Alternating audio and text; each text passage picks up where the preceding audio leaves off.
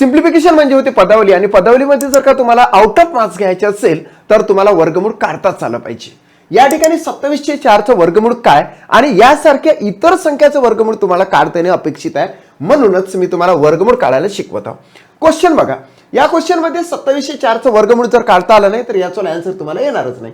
मग काय करायचं, एकक स्थानचा अंक आपण टार्गेट करायचा, त्याला कट करायचा, मग त्याचं वर्गमूळ काय, एकक स्थानी येणाऱ्या अंकाचं वर्गमूळ काय, तर या ठिकाणी 2 येते. आणि 2 मध्ये किती मिळवले तर 10 होते, तर 8 मिळवले तर 10 होते. असं आपण क्रिएशन करायचं. हे क्रिएशन केल्यानंतर काय, मग काय करायचं माहिती आहे का, हे 2 अंक कट करायचे. 2 अंक कट केल्यानंतर उरतात काय 27. या 27च्या आधीची वर्गसंख्या आणि नंतरची वर्गसंख्या लिहायची. 27च्या आधीची वर्गसंख्या आहे 5चा वर्ग 25 आणि 6चा वर्ग 36. इथे आणखी एक सांगतो, जर तुमच्या जास्तीत जास्त वर्गपाठ असेल तर तुम्हाला मोठ्यात मोठ्या संख्येचं वर्गमूळ काढता येणार आहे. जसं की 2चा वर्ग 4 सगळ्यांनाच माहित आहे, 31चा वर्ग 961 माहित असलं पाहिजे. पुढे तुमचे जेवढे वर्गपाठ असेल तेवढे तुम्ही मोठ्यात मोठ्या संख्येचं वर्गमूळ काढू शकता.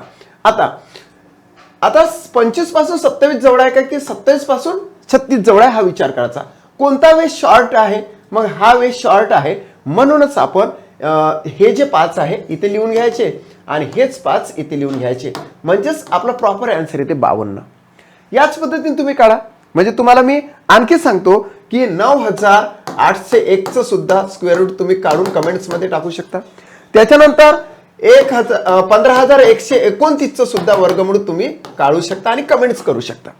आता याचं 52 आलं हे आपल्याला माहित आहे. आता आपण बघा कसं सॉल्व्ह करू.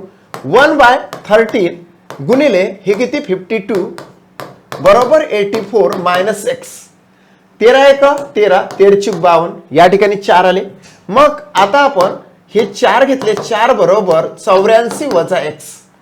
या ठिकाणी तुमचं बेसिक असं आहे की 84 वजा एक्स बरोबर 4 असं उलट सुलट लिहून घ्यायचं. मग बरोबरच्या चिन्हाच्या आधी जर का समजा वजा चिन्ह आलं तर आपण इकडची व्हॅल्यू इकडे टाकतो आणि इकडची व्हॅल्यू इकडे टाकतो, म्हणजे 84 वजा 4 बरोबर एक्स झाले. सो एक्स बरोबर मित्रा 80 आलेला आहे.